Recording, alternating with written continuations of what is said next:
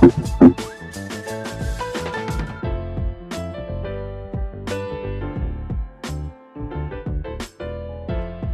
evening, all of my PGA DFS fans and friends. What is going on? It is Ben Rasa and I here on the Awesemo YouTube channel for our live before lock show.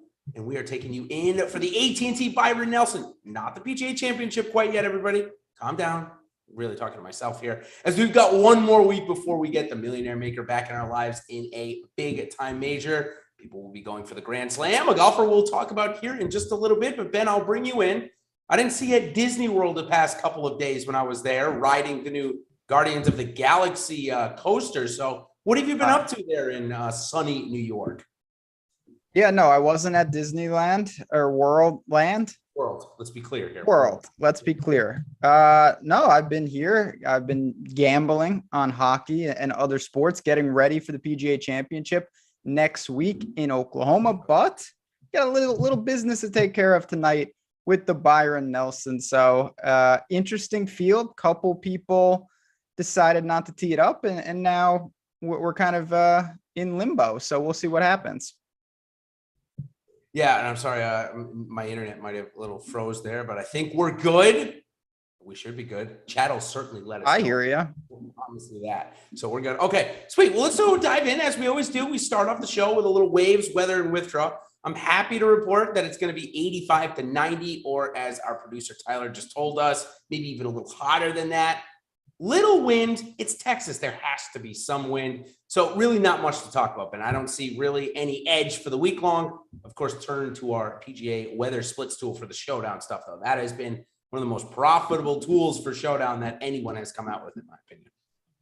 Absolutely. Again, these are the type of things, in these tournaments, there's so many variables, and leaning on the tools, and what we're going to be referencing a lot of them tonight, taking your edges where you can find them. Little things I think can make all the difference, because the week before a major, with a lot of these guys in a what I would expect to be a pretty big shootout, I think that it's all systems go for some of these opportunities. So I'm excited to see where you land. I know me and Eric yesterday on the Tuesday strategy show, we got into kind of our player pools, and now I'm excited to see where you've landed and if you're with us or maybe you're against us.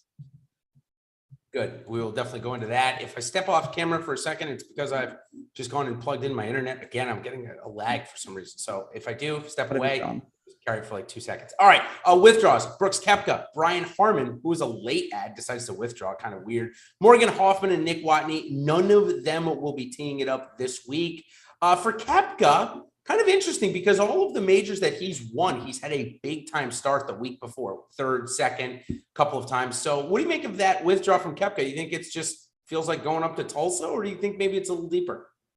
I'm not really sure. I mean, clearly Brooks is in the category of guys on tour, maybe at the top of the category. He really only cares about next week. So I assume that he, for whatever reason, I don't know the reason, viewed playing here as a net negative. And he said, I'd rather rest or get reps or do something else. So that's all I read into it. I have no idea why. I think it's going to be a much bigger discussion when we talk about the PGA Championship with Brooks. For sure. And anybody that's interested in that stat that I just gave about Brooks playing well the week before in a major, Dave Tyndall at Dave Tyndall Golf put out a great article that chronicled the last 20 major winners and what they did the week before.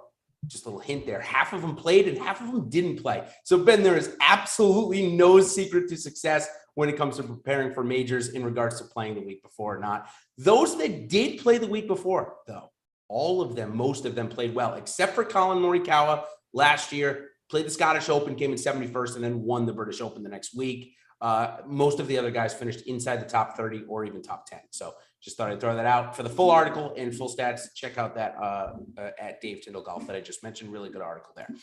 Okay, let's go into our waves here. We've picked out a bunch of first-round leaders doing this last couple of times. So starting off early on in the morning, we've got James Hahn, Charlie Hoffman, and Christian Bezuidenhout. On the opposite side is Scott Piercy, Adam Schenk, and Matthew Neesmith. I know those are 6, maybe random or so names. Are you interested in any for a first-round leader market, or maybe for your lineups this week? Yeah, I don't think it's the best group. I mean, you're always going to be naturally, at least looking at some of these guys, but a lot of them are not in the best form I've ever seen.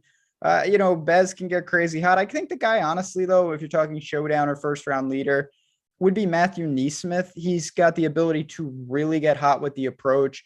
Third miscut, 12th, 31st over the last 4, positive off the tee in 8 straight. So you don't have to worry about that. I think he would be the one guy I have some interest in some of these markets. Okay. Got a question about the course. It was super soft. 26 under was the winner. That came from Mike H, and Dexter responded with that the course was really wet last year and it won't be this year. Still, although I know that a soft golf course is the easiest set of conditions for these guys, it'll still likely get to 20 under unless they've grown up the rough or really mowed down the edges of the greens. It's still likely to get to 20 under. It's just an easy golf course in that regard. I'd agree. We'll see how it ends up, but that's kind of how I am looking at it. For the marquee groups in the morning tomorrow, if you're staying home and watching golf or watching golf at work, Taylor Gooch, Satoshi Kodaira takes the place of Brooks Koepka and Bubba Watson, Matsuyama Day Hughes, and Schauffele, Kisner, and Johnson. So any of those guys you think could get off to a fat start? Xander coming off of a win. DJ's playing better. 2 guys that caught my eye. Yeah, same. Interesting group too. Kisner's going to be hitting first quite often, let me tell you. But every hole, yeah. Like the other 2, I think are really primed to continue some good play or put forward maybe their best foot, in the sense, Xander wins, but he missed the cut at the Masters. He leaned on Cantlay a little bit. And he played well too. So I think that's just a good opportunity for him. DJ's shown a little life here, but it hasn't been vintage DJ. I wouldn't be stunned to even see, if you want to be very aggressive, like a wire-to-wire winner with one of them. If they get off to a big start, it's not inconceivable at all that they just take this tournament from start to finish. Yeah, for sure. In the PM wave, we've got Sam Burns, who is making a name for himself in these easy, low-scoring events. He's playing with Tom Hoge and Justin Thomas, Jordan Spieth, Scotty Scheffler, and KH Lee. KH Lee is on tap. So what I did with Thomas and Spieth, I didn't like their odds to win the golf tournament, but I did like their first round leader odds. I know they go off in the afternoon, Ben, but I've gotten behind that strategy a couple of times. I did it with Rahm a couple of weeks ago in Mexico. I did it last week again with Rory. Obviously, Rahm paid off, but not really all that much since he was a 4-way tie. Rory looked like he could get it done and then ended up trailing off. So do you think the strategy long-term is good that I'm doing there, kind of taking my top guy off the board and just betting him first round lead? Or do you think ultimately these guys, the best guys, don't end up posting a first round lead where it's not that profitable? So I think, like anything with golf, it is by a case by case basis. I think that if you're forcing it because you have a strategy, it's not going to lead to good things long term. But I do think there's something to, if you're not finding the right number in the outright market, but you want to get exposure to some of these guys, there are other ways to do it. I do think, on the flip side, you don't need to overreact if one of your favorites posts only a couple under on Thursday. These guys can make up a lot of ground, but you've mentioned it. We've seen some of these guys get off to really quick starts, and it wouldn't shock me if another big name's at the top tomorrow. Yeah, and of course, Thomas Thomas playing better. I'll speak about that here in a couple of seconds. And Spieth obviously coming off that win at the RBC. So interesting notes there. All right, let's go on now to our Rank'em section here. And we're going to start off right up top. This is going to be probably one of the toughest ones. You get your choices between Scotty Scheffler, Justin Thomas, or Dustin Johnson. For me this week, in a one-off situation, Justin Thomas wins against those other 2 guys. He's been positive strokes gained in his last 3 events. The last time he lost was actually the Players Championship. So starting to get better there. We know his ball striking is superb. He won't get into too much trouble off of the tee on this course. So I think Justin Thomas would be my pick up top, although DJ is playing better. So we're pretty much in line. It's very close between those 2. I wouldn't push back if you want to take them both together. I mean, famous last words, Scotty Scheffler would be 3rd for me. I just don't love the price, the ownership, the combination. I think you're just buying at a mega premium, even though he's playing certainly as the best player in the world. JT built for some of these low, just target practice rounds. So I'm very comfortable with Justin Thomas this week. DJ, I know that some people on our staff here certainly like him. Eric, to name one, got a couple of other guys that like him too. So is DJ in your player pool this week? And if so, how close is he going to get in terms of allocation to JT? Yeah, absolutely. And it is close. I think that, again, you can look to the double up in terms of pairing these guys if you want to be very aggressive, or you can just take either or. I feel that Dustin Johnson, I know it hasn't been the best, but when I dug in, the first thing that struck out to me is recently he's played a lot of technical tracks, the Players, Valspar, Heritage. I don't think that's the best situation for him to utilize his off the tee strength. So maybe this is an opportunity to stretch the legs, really go low. I think we see a good performance from Dustin Johnson. I just think that JT is also in a very good spot. I do too. And we know he's going to win this season. Or maybe we don't know, but we assume that he will win this season. He always finds a way. Yeah, he always does find a way. So, all right, let's go to our second one here. It looks like we're pretty much on par there. We're going to do recent winners. Jordan Spieth, Xander Schauffele, which is weird kind of to say, and Sam Burns. 3 guys that have won all within the last, say, month and a half. Where do you go with this? Obviously, Spieth played here last year, came in the top 10 when he maybe wasn't even playing all that great. Then we got Xander, first time here, and of course, Sam Burns, who came in second.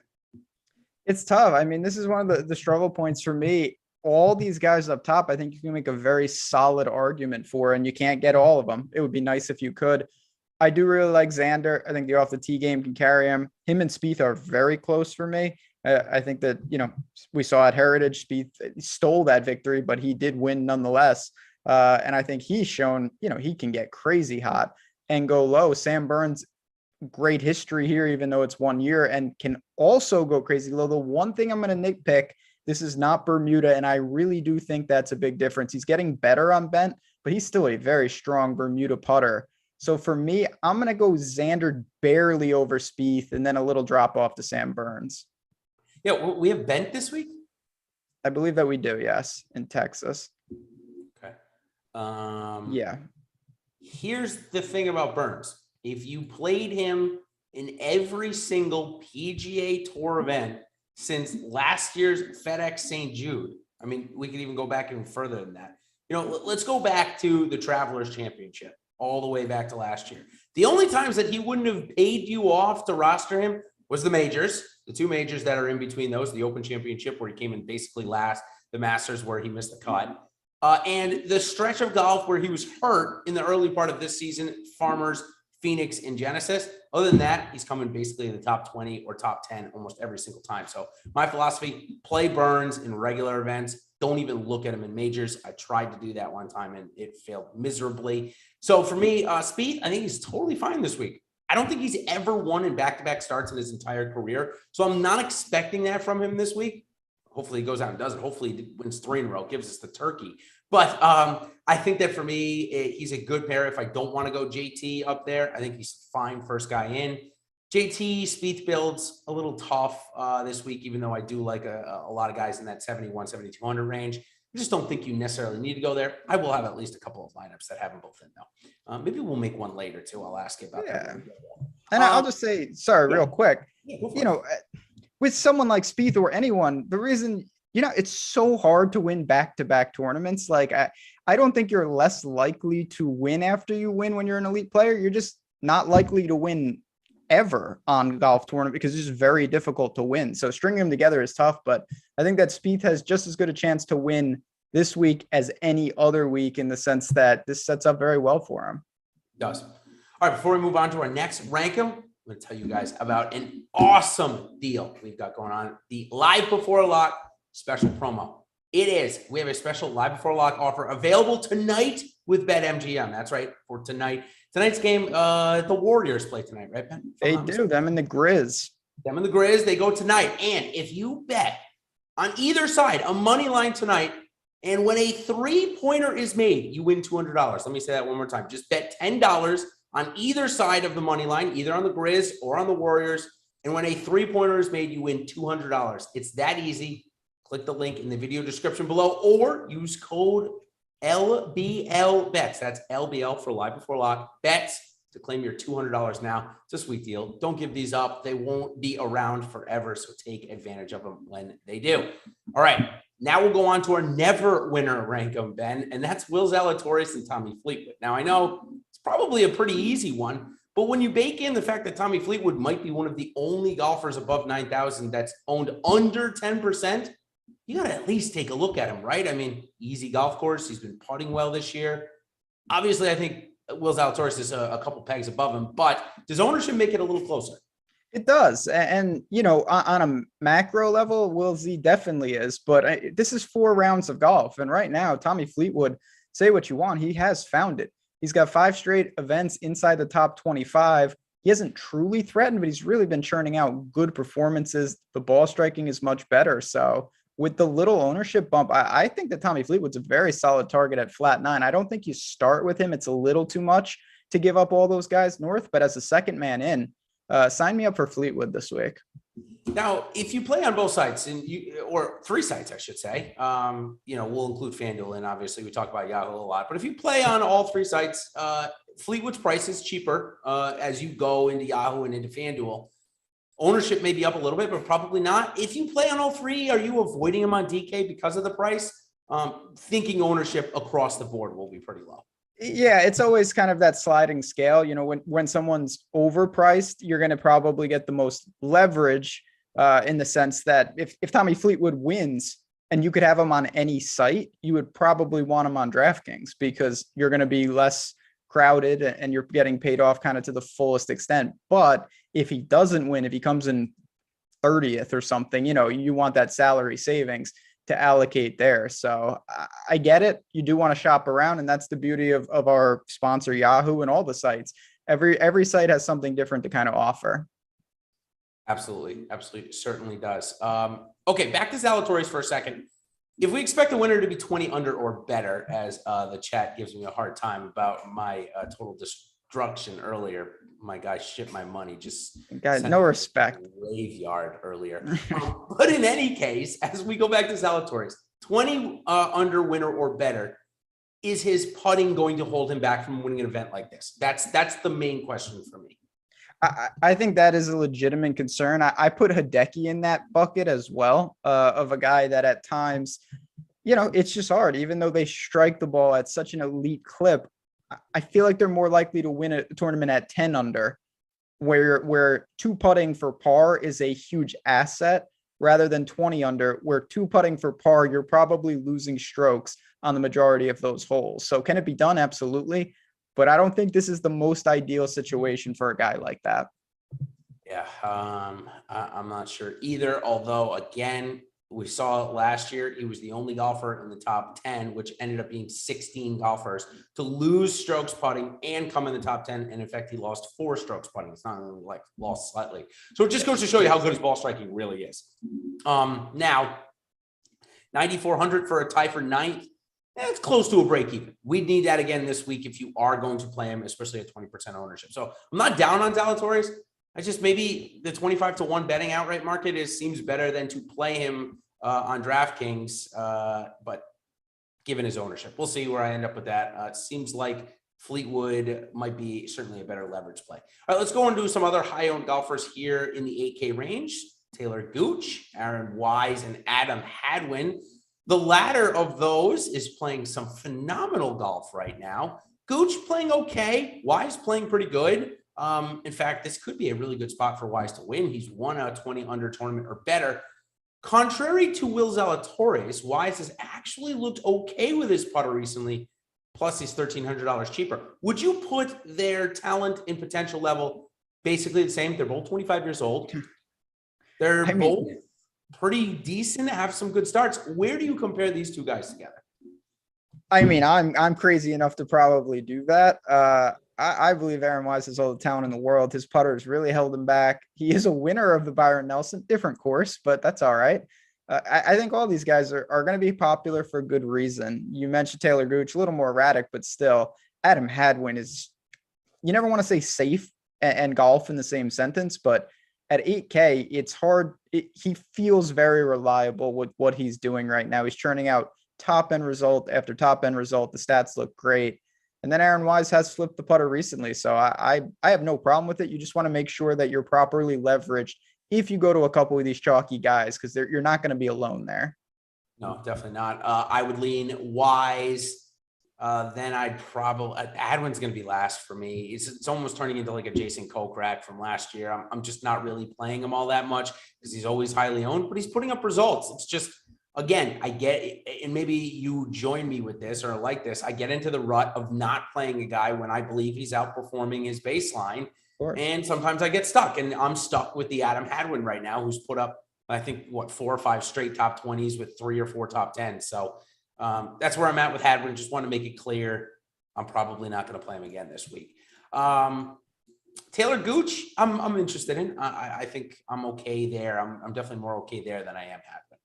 All right, last one to take over. It's the Jason's category. Yes, I am a Jason, so you don't get to choose me, however, here, Ben. I know you chose me over Kokrak and Day, but if you had to pick one Jason, who would it be for this week? Yeah, I mean, who else do we got? We just got those 2, right? Yeah, I threw in Johnny Vegas because, if you're over in Spain, it could be like, Hasson Vegas or whatever, right? No, sure, why not? Johnny because it's stuck with a J, I guess. So Johnny Vegas, I think, is going to also potentially get some ownership and steam up here at points, playing just really consistent golf. He's made 7 of 8 cuts, 4 straight inside the top 30, ball striking clinic. He gained 10.1 at Wells Fargo on the approach. He's a scorer. He's got Texas roots. All of this is good. 8,400. The price is right. So it would be him over Day. I'm just waiting for Kokrak to go to Saudi Arabia or whatever. That would be a lot easier for me. I never get him right, and I don't really have interest in him. Since we're on the J here, let's throw in Joaquin Niemann since the chat asked about it. His putter has been better. That would be the knock. I would say, I'm going to throw him in with the Will Zalatoris, Aaron Wise bucket and say he can't putt well enough to win here, but it's looked much better this year. So where do you rank Niemann in a scores course? I think he won the Sanderson Farms, if I'm not mistaken. No, it was the Military Tribute. Yeah, the Greenbrier, which I think was close to a 20 under winner. So he can certainly take it low.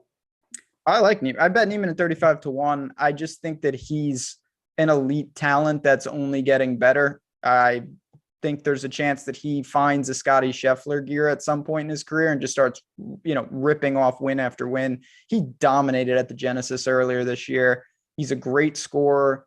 Everything tee to green is good. The putter holds him back, there's no doubt, but he's so good that I'm willing to just kind of buy on Niemann perpetually at this point until something changes. Yeah, it wasn't too long ago that Niemann, Sung J M, and Scotty Scheffler were all basically the same price. Exactly. And now we got Scheffler at top in the field this week. So I don't disagree. I think the breakout for Niemann is coming. If you consider that he's already won twice on tour before 24, not a breakout. And maybe some don't think it is. If they don't, then I think the next one is likely coming. Would I rather roster him next week than this week? Yeah, maybe. I'm not sure. I think that I'm more comfortable going up to Justin Thomas and just skipping Niemann this week, but I'll have some shares, probably equal to the field though. Nothing of huge stature. Last one I want to talk about is Cam Champ before we move on and make the cut. He is on back-to-back top 10s, playing some really solid golf. Can't get into too much trouble here. So is this another week where you roster Cam Champ, who I want to actually bring this up with you. His putter's been better. And I don't know if you've noticed, sometimes you notice these things. He's putting the Spieth way. He's putting cross-handed with a forward press. It's totally new for this year, and it certainly looks better. Forward press, I actually do that in my own golf game. It just means that you press your hands forward before you putt. That's all. Same. I'm a habitual forward presser putter, as you all probably assumed. No, I didn't notice that because I don't know what it means, but I did notice that he's putting he really was on fire with flat stick at the Wells Fargo. Has he found something? I have no idea. Cam Champ has one formula and he deploys it semi-often, which is gain 1 million strokes off the tee and then make all the putts. He's not deadly with the irons at all. In fact, it's a big problem. But if you convert all the putts and your iron shots are from like 100 yards, it's a winning formula. So I get going to him. I don't love the price. I prefer Aaron Wise in the same range. I prefer Seamus and Noren right below him. So he's got some company for me. Okay, so I'm going to make this tough on you then. Of the guys that you just mentioned, Seamus and Alex Noren, as we move on to our Make the Cut segment here, which golfer is more likely to not play the weekend this week? Of Seamus and Noren? Yeah. I think it's Seamus, I would say. And The reason is just because he has a glaring issue with his irons. He kind of like Champ masks it with elite putting, and his off the tee game has been better. But over his last 5 events, one was the Masters. We don't have strokes gain data. The other 4, he's lost with the irons in every single one. When you do that, you only have 36 holes to make the cut. A couple errant shots, a couple messed up on the par 5, it could be over pretty quickly. So I think that Seamus has that risk, and I don't think it'll happen, but to me, Noren's in a little better form overall. Power at the Masters ended up gaining strokes on the approach for the week, but he only gained 2 strokes for the week and gained 2.43 strokes in round 2. So it goes to show you it's really maybe not quite there, obviously, given the fact that you gain almost 2.5 in one round and you don't even gain that for the entire tournament. Kind of goes to show a little bit where he is. So kind of with you there. It didn't look all that good last week. I would say Power misses the cut. Noren makes the cut. But before we move on, just want to tell you guys now about the free premium tools and data that we have going on today. Again, we have another game tonight for NBA, so use the player projections that are free today. The MLB, we've got a late slate, I'm sure, starting for the 10 o'clock West Coast games. Those player rankings are free, as are the player rankings for PGA. Check those out starting tomorrow. And I know NHL, I think that one's already locked, Ben, if I'm not mistaken, but the player rankings are free there. So let's now talk about Keith Mitchell, who's been getting some love here this week, even after the missed cut at the Wells Fargo. Listen, it's not a great spot for him last week. The temperature wasn't good. I haven't seen him really play good in a tough event since the Honda Classic where he won. And then the Arnold Palmer the next week. So I'm more into him this week than I was last week. Let's put it that way. Yeah. I mean, Keith Mitchell is the type of guy to me, he is quite kind of someone you're going to have to take some annoying miscuts if you want to play a lot of Keith Mitchell, because some weeks he just simply doesn't have it. He's that type of player. He had been more consistent this year, to his credit, but I wasn't overly stunned to just see a random no-show from him. I don't think it's a long-term issue. I expect him to bounce back fine. If you're going with heavy drivers, Champ, Johnny Vegas types, Matthew Wolf, we'll talk about him at some point. I think that Keith Mitchell belongs in that conversation. Elite scorer, very live to outscore his placement points. All right. Mark Leishman was the next guy on my list, but I don't really want to talk about Leishman because I don't really think he's going to play. I do want to talk about Maverick Mcnealy though. So Ty, I'm gonna pull a little shift on you. I'm going to Maverick Mcnealy, who I believe is the same price, Ben. Maybe he's 7,900 on DraftKings. Yep. He hasn't been playing great, but he's getting 20% ownership this week. So is this a spot to fade him this week? And does he make the cut or miss the cut? So I do think Maverick, who has not missed the cut all year, will find his way through. But if you don't get crazy leverage on Maverick, I'm okay with that. He's someone that I do like, and I'm going to probably get some good exposure to him. But sometimes you can't. I'm not looking to get like 40% Maverick or anything. I'm just not. And to get a healthy leverage, you're probably going to need a third plus. As you mentioned, he's going to be popular. So I get it. If you want to go very aggressive on Maverick, he's playing good golf. He's an elite talent, and I do like him this week. But I'm not going to overhaul my player pool. He will be part of the mix, but he's just another name to me in, with Noren and certainly Lanto is there. Leishman is there. There are guys in the same range as him that I also like. So because you and I, and we're totally transparent about this, we don't play much cash. Yeah. So instead of saying a cash lineup, I'm going to say a conservative lineup that I would use in cash if I played there. McNealy would be one of the first clicks in that one. Him and Hadwin. Hadwin would be number 2. They're at 8,000 and 7,900. It's a great starting point for those. So that's where I'd start. If you're building conservative, those would be the 2 guys that I start with. Okay. Now let's move on to Lanto Griffin, who very similar to Cameron Champ is playing very good right now. 15th and 6th in his last 2, but the putter 2 weeks ago, well, that didn't really do all that well. And last week it did bounce back a little bit. Can his ball striking form continue this week and carry him, or will the putter have to cooperate like it did last week where he gained just about 3.2 strokes? I mean, I do think there is a little of that. with guys like this, when you get to the mid range, you're not just going to be one stroke. I'm sorry. I just want to, he only gained one stroke last week. And he yeah, gained but 0.82 on round 4. So it wasn't even that great. he's that type of player, though. More often than not, he does rely on putting. Lately, in this super short sample, he has found something with the ball striking. There's a lot of guys. I don't know what it is. Maybe it's just this time of the year, but from Mexico to Wells Fargo, there are 2, 3, 4 guys that flipped a switch tee to green, and he's one of them. Steven Yeager is another. There's a couple other guys that just nasty results. So maybe it's a trend. Maybe it's nothing. I think Lanto's okay this week, though. So I'm happy that you brought up Eckert because he was down the list a bit. But I think if we're comparing, they've each come in 6th and 15th in the last 2 weeks. Crazy. Would you rather play Eckert than Griffin? Yes. Take the savings. That's a significant savings. I'm not saying he's better raw points wise, but you can really upgrade somewhere else. I would prefer Eckert, and I like Eckert this week. Me too, quite a bit. His worst attribute is strokes gained off the tee, and you're just not going to get into that much trouble here. I know that their water comes into play on like 13 holes, but it doesn't really come into play all that much. That's what they say. If you and I went out and played, it would come into play in 13 holes, Ben, but not for these guys. Again, that's just what the stats say behind it. Okay. Mito Pereira had to withdraw from the tournament event after the first round. Here he is at 7,600 in a strong field. I'm okay waiting, and if he wins this week, so be it. But I'm okay waiting, and I'm going to say that it takes him a little while to get back into the swing of things. He misses the cut this week. I don't really have a strong take on him, but again, we've mentioned a lot of names right there. I'm okay waiting as well. Chat brought up Matt Kuchar.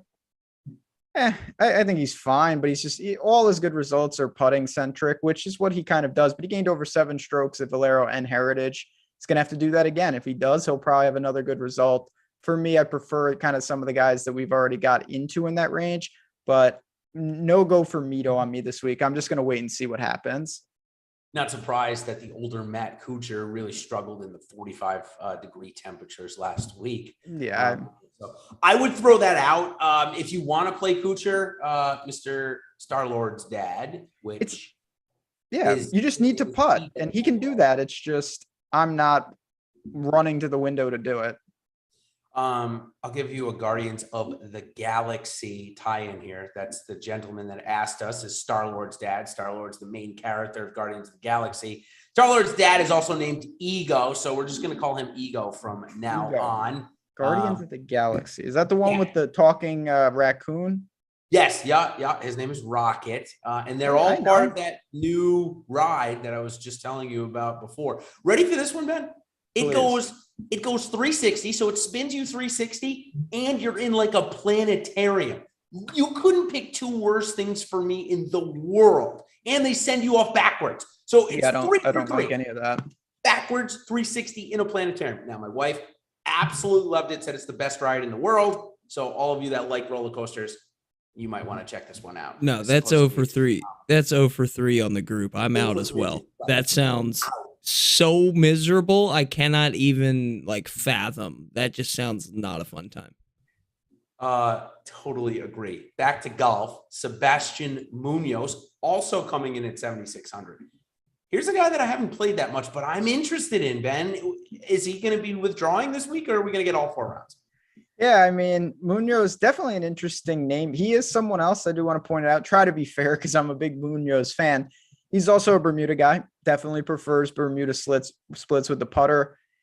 Really weird form, just super consistent, but hasn't found a way to close the door on some upside. His last 6 tournaments, he's been inside the top 40 in all of them, but he's been outside the top 20 in all of them. So he's just landing in that mid-range, making cuts, but not cashing in. The players he really melted. I don't mind Munoz. He's not my favorite upper 7K play, but he is definitely someone I think makes the weekend. Too. I do like him. He can score pretty well. He's not a part of my core, but he's right in that next category. So I do like him a bit. I do think he makes the weekend without a problem. A guy that was not having a problem making the weekend until about a month ago, and then he reeled off 3 straight missed weekends. It's the defending champion, KH Lee, trying to be the sexiest man alive. but given his stature, he says that's really tough because he likes to eat. Works hard in the gym, but he likes to eat. So, sexiest man alive, play the weekend and defend his championship pretty well. I'm not going to say he's going to win again, but do you think he plays all 4 days and is viable this week? I'm not really there, to be honest. He's lost with the irons consistently. He did flip them last week at Wells Fargo. He also gained 5 strokes putting. Before that, it was really bad for a pretty long stretch here. So I don't think he's going to make it. No, I'm not on KH Lee this week. Well, Stewie must have known, had some. He knew. What is going? Stewie, do you have our run sheet? What's going on? Got that crystal ball. I guess so. That was pretty good. So Stewie, Ben is off of him. I am somewhat on him. Certainly more on him than I am Kevin Kisner, who I think will ride off into the sunset for a little while. How about you? You think he's going to come back or not so much? Not really. I'm sure there will be some times for Kiz, and listen, he plays how he plays. And I really like that because I think when he gets on the right course, his recent results aren't that important. He flips switches. We've seen it. We saw it at the Players. I'm just not sure this is that. He's going to have to gain he's like Kuchar. He's going to have to gain a lot of strokes putting, but he hasn't really been doing much. And I'm not going to just blindly back it. If I was playing 150 lineups, maybe a touch, not even close to a 3 max play for me. No way. Tyler, just had a question in the chat that maybe you could help with. My buddy Zach Jameson wants to know how to get the badges. So if Justin Wilson's got him covered. Oh, Justin, yep, there we go. Look at that. You have to join the channel, not just subscribe. Okay, there it is. And then you get the badges, they change. It's just kind of that next tier. We want you guys, of course, you don't have to, but if you want some badges, you press join, you get some of the perks. You get a free super chat, I believe, each month. As you can see right there. Yeah, Palmer Jones taking advantage of it. Look at that. What's going on right we're now? also chat. We're also gonna try to work in some like contests and stuff for y'all in the future. Like we ran one for March Madness, gave away like a year subscription to the site and stuff like that. So more of those will come in the future, hopefully. Yeah, exclusive perks. Love it. Okay, so the last man in, Poulter, Howell, Jaeger, Todd. I'm leaning Jaeger. It would go Jaeger, Howell, Todd, Poulter if you want to rank them for me. Yes, correct. Jaeger, Howell, Poulter, Todd for me as well, but I wouldn't play Poulter or Todd. I have no interest in them. Maybe Todd because he can gain 90,000 strokes putting, but those guys always have an out. There is a case to be made that off the tee is really going to be negligible. And if that's the case, you're going to bring in guys like Brendan Todd. And I understand that. I still don't want to flirt with that much this week. I think there is something to being able to be confident in your players off the tee, even if it doesn't separate them.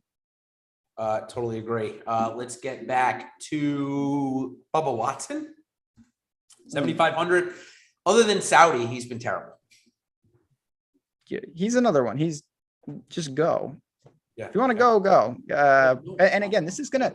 I'm not calling my own shot, but if all the guys that they're reporting go, I should never lose again in DFS. It's all the guys that I never get right. They're just all leaving the tour, so it's going to be fantastic.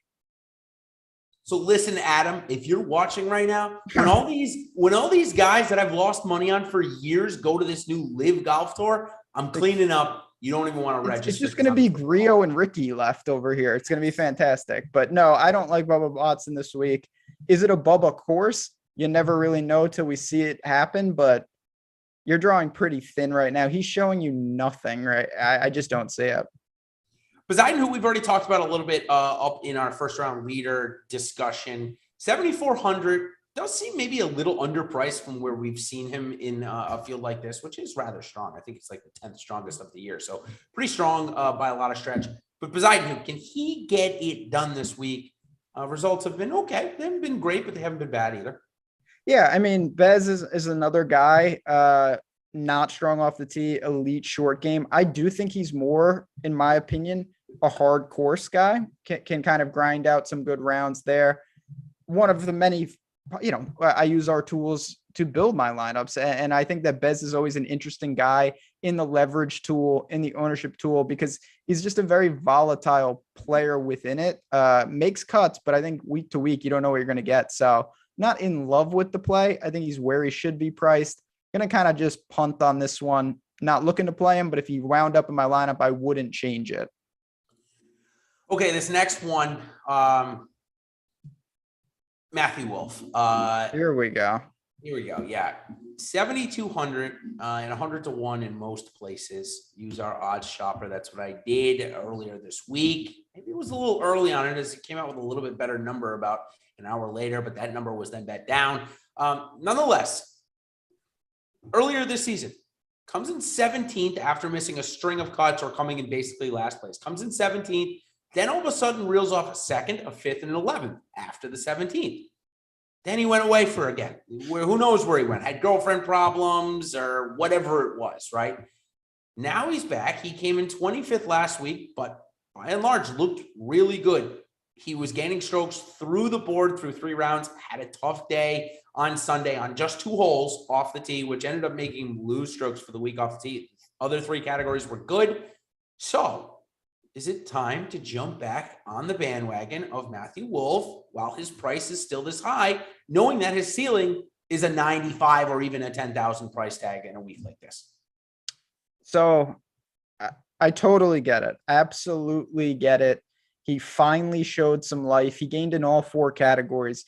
Matthew Wolff is an elite scorer. I think the perfect tournament for him is the one he won. And I'm not just saying that because he won, but like the 3M, that's his go. Shoot 25 under, attack the par 5s, all of that. So I absolutely get it. I'm going to really focus in on his ownership. I'm going to look at what we're doing. I think you can hedge him in the betting market pretty easily. I think that's one way to do it because I still think that there's a very real chance Wolff regresses immediately and gets cut. It doesn't hurt you nearly as much in the betting market. So I'm not going to push back on Wolff because he can absolutely explode, and it might be right now, but I don't think it's just all things are fixed based on 4 rounds of golf. I'm going to get behind him because of what I mentioned earlier on in the season. He had that kind of break in bad form with the 17th and then reeled off 3 straight.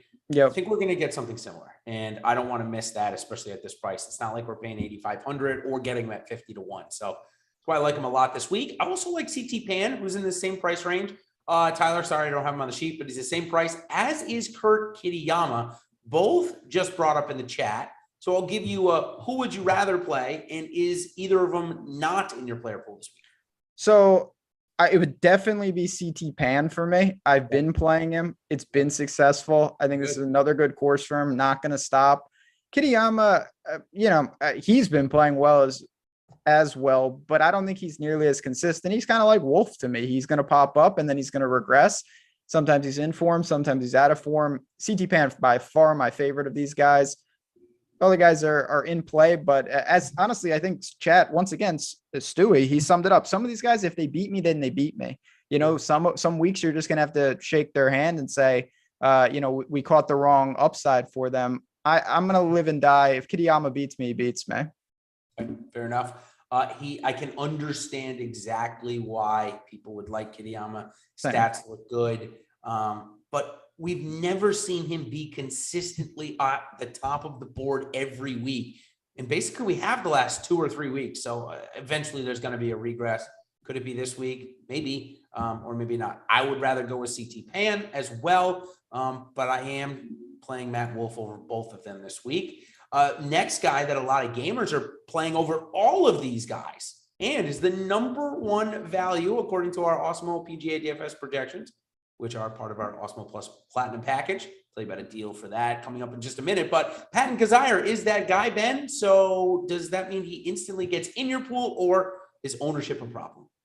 So I think it is a little of both. There's a reason why we flagged him as an extremely good buy this week. And that's going to inflate his ownership. And that makes it tough because Patton Kizzire he's not above mailing it in for 2 rounds and not having it. But elite putter in Texas. He's got good Texas splits. This is a good course from all these things check out. So he is someone why I lean on the tools. I'm not sure I would have got to him potentially if it was just on my own. And now I am taking a good look and I'm going to try to get some shares because it really does check out. Just got to make sure I'm leveraged, as I always try to preach. He's with 5 other golfers that make the puzzle pieces hopefully fit. Same price. Guy that didn't play last week, and I'm happy that he didn't because it was just a grinded out event. Sahith Theegala, 7,100. Sanderson Farms through 3 rounds was at the top of the board. I bring it up only because it's one of our 4 tournaments in which a 20 under or better winner was at. Now, of course, I'm not saying the 2 courses are the same. I'm just saying the tournament scoring ends up being the same. So Theegala back down to a reasonable price. I'm getting behind him here, Ben. I like him a lot this week.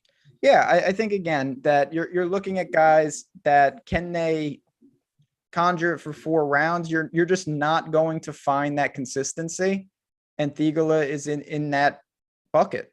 If he's your preferred target over Wolf, over Kitty, like I don't think that you can push back on that. He's a super young, super talented player. And I think week in and week out, it's going to be a mixed bag. Yeah, totally agree. Ches Reavie was just brought up by the chat. They call me the Reavie Whisperer. And here's the thing. When he gets informed, it takes him a little while to get out of it. Doesn't matter what type of course or what type of event. We've seen him win an event at 18 or 19 under, the Travelers. I don't know exactly the score, so if I'm off by a couple strokes, please chat. Don't bury me. I've already been buried enough today. But nonetheless, Reavie playing good. We got the 8-1 payout last week, Ben, on the top 20. Should I just live with that, or should I go back to him? I have my shares to go back to him at this point, unless you're going to talk me out of it. No, I mean, I've always kind of subscribed to that narrative as well with you, that you get some form with Ches, he can keep it going. Now he's almost a lock to lose off the tee at this point. He just, it's not working, but he seems to be okay with that formula. Puts a lot of pressure on everything else. And I do worry about his ball striking at times, but if he's going to be positive with the putter, I can live with that with a guy like Ches Reavie. Another guy that I want to throw into this bucket, it's the Lanto Griffin bucket, now Ches Reavie bucket.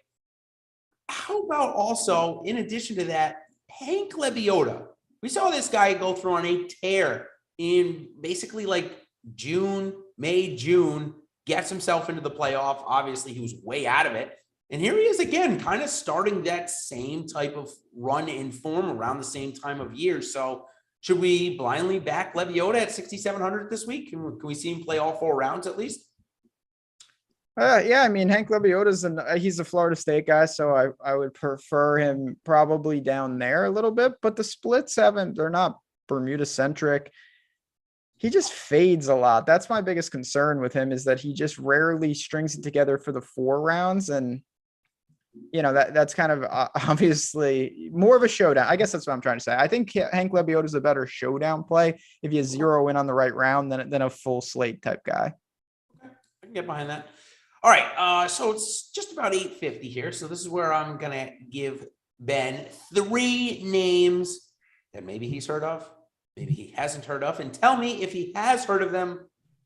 They're going to enter his player pool this week. First one, getting a sponsor's exemption.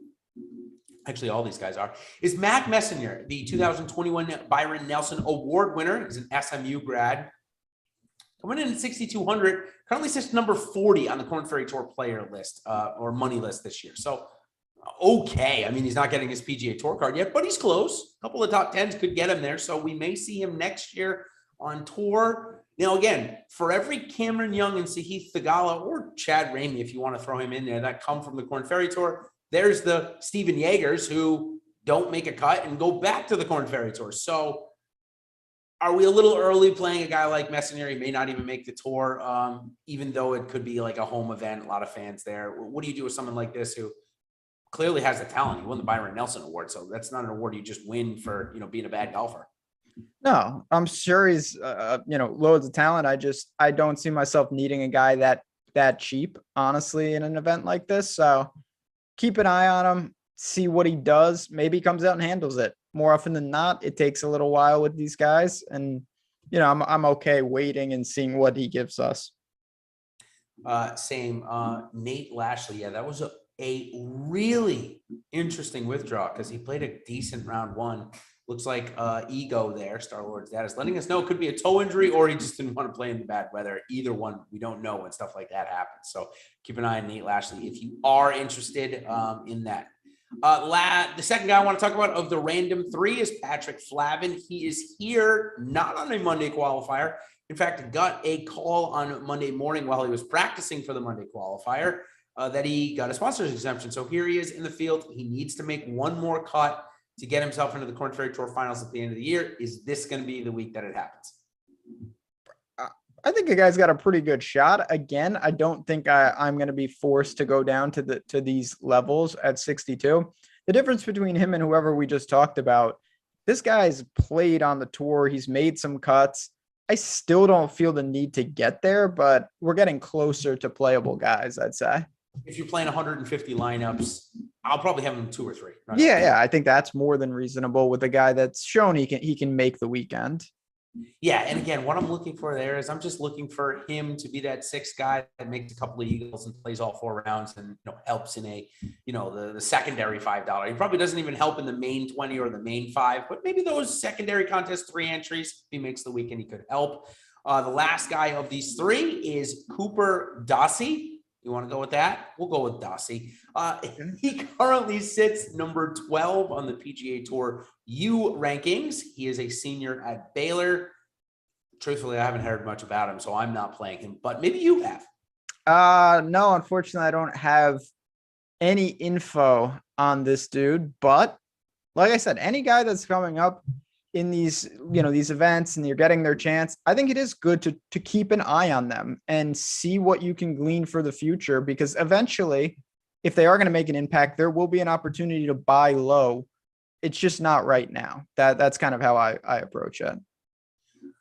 Very true. And all of these guys, Ben and I and Alex and Steve and a couple of other guys, rank them in our pro plays. So if we are playing them in GPPs and you want to see where they rank, check out our pro plays tool. I always, if I haven't filled it out before the show, I always fill it out right after the show when I'm doing my lineups. It is my allocation. I'm not even joking. What I do is I fill it out on the pro plays. I then copy and paste the allocations that I put onto Fantasy Cruncher, and that's exactly what they come out with. So check our pro play tool out. If you're not an Awesemo Plus member, well, I've got a deal for you to tell you about. And if you have not signed up with Yahoo, we've partnered with them this PGA DFS season. They are the sponsor of the show. What you're going to do is you're going to sign up, make your first deposit, enter your first paid contest, maybe the Baller that starts tomorrow for PGA, $5K to first, which is great. Nice to see. They've also got an $8 price point, a $3 price point, a $1 price point, 50-cent price point. So good amount of options there on Yahoo. Check them out. If you haven't signed up yet, all you got to do is make a deposit and your first paid contest, and you get a free month of Awesemo Plus Platinum. That's going to come with that Pro Plays tool we just did, ownership projections, player projections for every sport that we cover, which is like every sport in the world right now, except for NFL. And NFL, I just saw Matt Gajowski put out something to do with best ball, if I'm not mistaken, the other day. So we've got it all going on. Come join us on the Awesemo Plus side. Here's your way to do it for free for a month. Check the stuff on the screen that Tyler has put up for you. All right, let's now then go on to our betting cards here, Ben. We've both done pretty well last couple of weeks. I think did I convince you to get a little piece of Homa last week? I think I saw that you did. No? Yeah. So that was a name that, again, I wasn't really on a ton, but saw it across in the industry, and I was able to get some exposure. Nothing crazy. I didn't have an outright on him, but he was in some of my matchups and things like that, which was nice. So it's been good. Want to keep it going, of course. And this week, I think, is prime to have that type of opportunity, whether you're betting outrights, head-to-heads, top tens, a lot of chances out there. Nathan Joyce, the king of the cheat sheets, has joined us in here. Thanks, Nathan, for coming in, stopping by, and saying hi to us here on this Wednesday evening as we go into our betting cards. I already mentioned Thomas and Spieth first round leader, but I've got another weird one for you. Let's say they go on and post a good number on round one, Ben, right? Decent number. Let's say they're 1 or 2 behind. Well, a couple of markets offer round 2 leader, and Spieth and Thomas come back out Friday morning after playing Thursday night. So maybe they could sit and post one for round 2. This is the most random question I've ever asked you. If you had to bet Spieth or Thomas, would you bet them round 1 leader or round 2 leader? I do actually think there is something to, if you've got momentum going, being able to play your 36 holes in a much shorter time period is definitely preferable. will they be the round 2 leader? I have no idea, but I think that that's something, particularly for guys in the afternoon. And you say, I don't want to take a first round leader late in the day. Well, in the second round, he's going to get that advantage. So if he just posts a decent number in the first round, now you have the advantage in the second round. So that's not a crazy strategy at all. Okay, good. I'm glad that I'm not crazy to think that. No. Now we'll go into my main betting card plays. I bet the 3 W's this week. I already mentioned I'm going to bet Willie Z to win this event and probably not play the ownership on DraftKings. My second one is Aaron Wise at 50-1. And then my third one is Wolf 100-1. Those would be my 3 main plays. Sam Burns at 20-1, not as strong of a play, but he's on the betting card for me. And then the bombs, Steven Yeager and Sahith Theegala are the 2 names that I'm going to pick down there this week for my each ways and outright. Sahith Theegala, maybe I've seen him come close to winning something like this. Yeager, well, not on the PGA Tour, but certainly on the Korn Ferry Tour, he is lit it up. So like those names, I know we have put out our betting article each and every week that one of us gives our top pick. So you can share the top pick if you'd like to for people that haven't read it. If not, how about 1 or 2 more picks for your betting card this week? Yeah. So like I said, I really do like Neiman's number at 35. Not sure if it's still out there, but that's one of the many reasons you want to get inside the ropes. You get access to these numbers in better positions before they're bet down. And then I think just looking kind of at some of these next level guys, the mid-range CT Pan to me, if you want to look at like the top 10 market, that's a guy that's very interesting. I think he can get in the mix. And then on the matchup side, I think if a lot of times we talk on these shows and it's pretty clear that someone is struggling, and what you do in the betting market, you just throw them out, but you don't have to do that. You can actually find ways to short them with other players. And I think that that's something I did that with Matt Wallace a lot this year to really good success. I actually picked on Griot a lot this year to pretty good success. I'm going to continue to look to do that with some of the guys that I think are struggling out there, and just ride it as long as I can. And if they continue to struggle, we'll take the easy W's. Gives us more chances in the outright market with extra money. For sure. You share those picks sometimes on our premium Discord server? Absolutely. Correct? Absolutely. And there's, like I said, sometimes even within the tournament, you see, wow, this guy, he went out early yesterday. It wasn't good. He gained a couple lucky strokes putting, and I don't see it. That round 2 matchup a lot of times looks very, very juicy at that point. For sure. Before we get into our hot takes here, and our lineup builds. Can't forget our lineup builds, as they've been doing pretty good. We had another little sweat last week, right? And ended up finishing in like top 100. So pretty cool. Stay tuned for that. Before we get into our hot takes, want to tell chat. If we missed any questions, let us know. We'll try to get it in before we get on. I think I've gotten pretty much everybody that's asked. I'm not touching on Hale Irwin. I don't think he's playing this week. Justin Leonard, I'm definitely not playing. I've seen chat bring him up a couple of times. Not playing him this week either. Now we can move on, I think, from that. Okay. Lineup builds. Let's do it. Tyler, if you are ready, I am ready. And first I want to start off with, since I wrote it down, even though I almost talked you out of it at the top, let's just build a Spieth Thomas one here. They're going late early. So going into the weekend, I'm sure this lineup will look good, as it has the last couple of times. Leaves us with 7,300 left. So I think if I had to guess from talking to you, CT Pan would be maybe a pretty good thing here to put in, if I'm not mistaken. Yeah, I think CT Pan, and probably in a lineup like this, I could see us getting to Yeager. Okay. Yes. All right. I'm going to have to pick Wolf because he just fits in this realm. That's going to leave us an opportunity to get into a range of 7,900 left on our last player, where we can go totally against the board and say, go down to somebody like Lanto Griffin or Davis Riley, who have both been playing well, or go, because we've got Yeager and Pan and Wolf that are all probably going to be low owned, we could pick Alex Noren or Seamus Power or Maverick McNealy. So where would you like to go in this type of build? Would you like to keep going contrarian, go to Davis Riley, or would you like to just go a little bit more, say, conservative with this last pick? So I think for me, I'm very comfortable going with Noren. That'd be my best available. If I had to pivot, I'd actually just roll the dice with Leishman. You leave $100 on the table. You're probably unique at that point. And it's Mark Leishman. I'd rather play him and go that route. So no, you have so many. This is what I love about a lineup like this. you have 4, 5, or 6 guys that you could play with them, and you could be different. You could be aggressive. You could be conservative. A lot of different ways to structure this. Yeah, let's talk about Leishman for 1 second too. He's getting no love this week. Yeah. But if you take his shank away, which I tweeted out last week, you take his shank bunker away that led to, I think, a triple, if I'm not mistaken, Ben.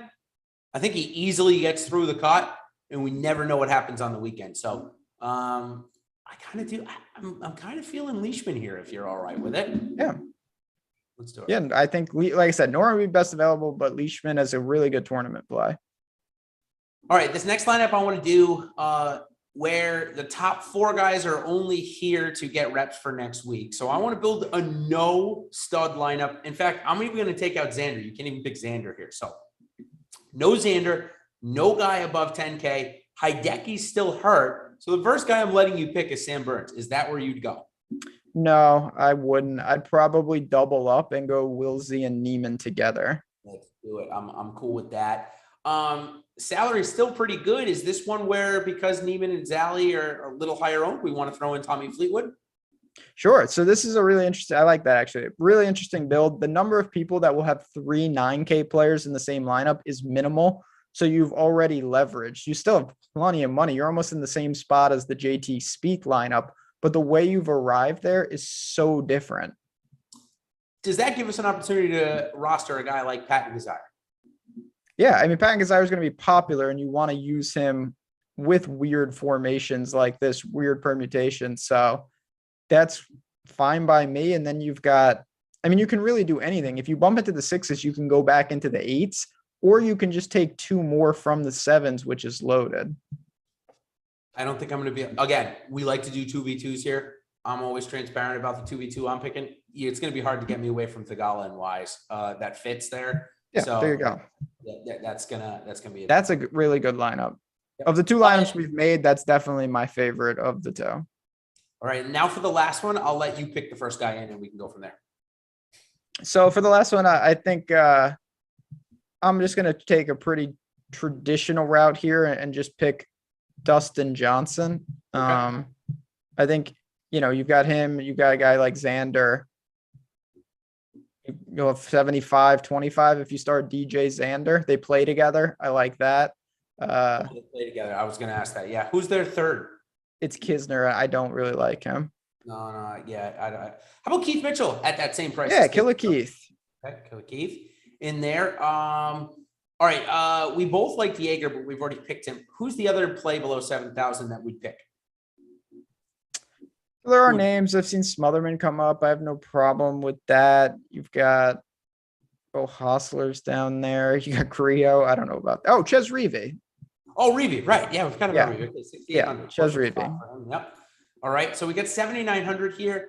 I'm kind of thinking that we go into the low 7s. There's a couple of guys like Hughes, Rye, Howell the third. Scott Stallings was just brought up in chat. Of those 4, who would you pick? Probably go with Rye, just long-term project. You get crazy hot, starting to get some experience on tour.